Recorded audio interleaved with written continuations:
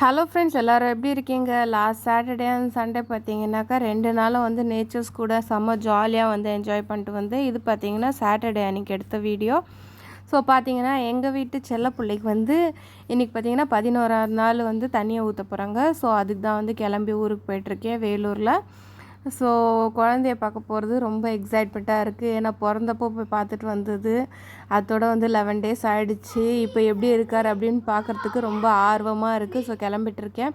போகிற வழியில் வந்து இந்த நேச்சர்ஸ் எல்லாம் பார்த்திங்கன்னா செம்மையாக வீடியோ எடுத்துகிட்டு செம்ம ஜாலியாக வந்து என்னோடய ட்ராவல் போச்சு. பார்க்குறதுக்கே பார்த்திங்கன்னா செம்ம ஜாலியாக இருக்குல்ல அந்த நேச்சர்ஸ் எல்லாம். எனக்கெல்லாம் பார்த்திங்கன்னா ரொம்ப நாள் ஆசை, இந்த மாதிரி ஒரு நேச்சரான இடத்துல வந்து நம்ம அழகாக ஒரு குட்டியோண்டு வீடு கட்டிட்டு ஒரு கிராமத்து வாழ்க்கை நம்ம வாழ்ந்து பார்க்கணுன்ட்டு. ஸோ பார்த்திங்கன்னா ஓரளவுக்கு வந்து கொஞ்சமாக நல்லா வெயிலாக இருந்துச்சு, போக வந்து நல்லா ஜில்லுன்ட்டு காற்று. ஒவ்வொரு ஊரில் பார்த்திங்கன்னா நல்ல மழை. இந்த மாதிரி எப்படி சொல்கிறது 3 சீசன் பார்த்த மாதிரி இருக்குது எனக்கு. ஸோ பாப்பாவும் பார்த்திங்கன்னா போகிற வழியிலே தூங்கிட்டா நல்லா. ஆனால் பாப்பாவுக்கும் வந்து ஜுரம் தான் அன்றைக்கி. இந்த மாதிரி நல்லா ஒரு ரவுண்ட் சுற்றிட்டே இருக்கும்போது பார்த்திங்கன்னா நம்ம எந்த சுச்சுவேஷனில் இருக்கோம் அப்படின்றதே மறந்துடுறோம். ஸோ நான் ஒரு டயட் அப்படின்ட்டு ஒரு ஸ்டார்ட் பண்ணேன். அப்போயே நான் சொன்னேன் தானே, கரெக்டாக வந்து ஏதாவது ஒரு விருந்து, ஏதாவது முக்கியமாக ரொம்ப தூரத்து இல்லைனா ஃப்ரெண்ட்ஸ் சர்க்கிள் அப்படின்னா கூட நான் வந்து அந்தளவுக்கு போக மாட்டேன். பட் ரொம்ப க்ளோஸ் அப்படின்னா போகாது, எப்படி இருக்க முடியும்? அதனால தான் வந்து நம்ம கிளம்பி போயாச்சு. இப்போ பார்த்திங்கன்னா ஆட்டோவில் தான் நம்ம வந்து ஊருக்கு வந்துட்டோம். ஆட்டோவில் தான் வந்து நம்ம வீட்டுக்கு போயிட்டுருக்கோம்.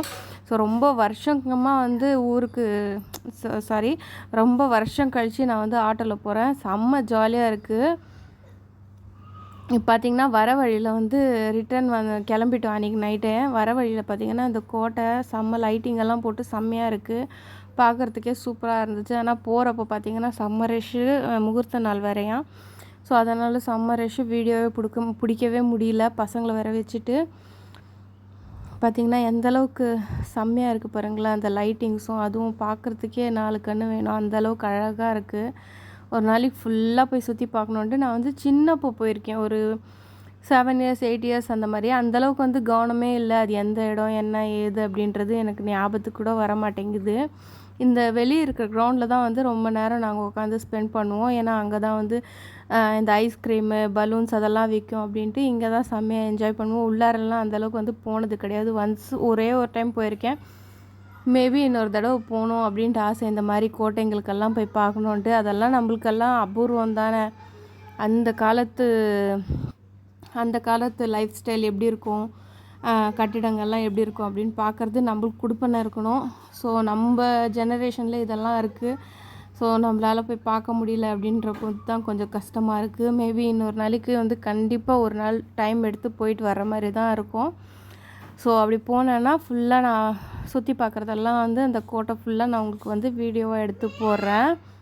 ஓகே ஃப்ரெண்ட்ஸ், நம்ம வீடியோட எண்டுக்கு வந்தாச்சு. மறக்காமல் லைக் பண்ணுங்கள்.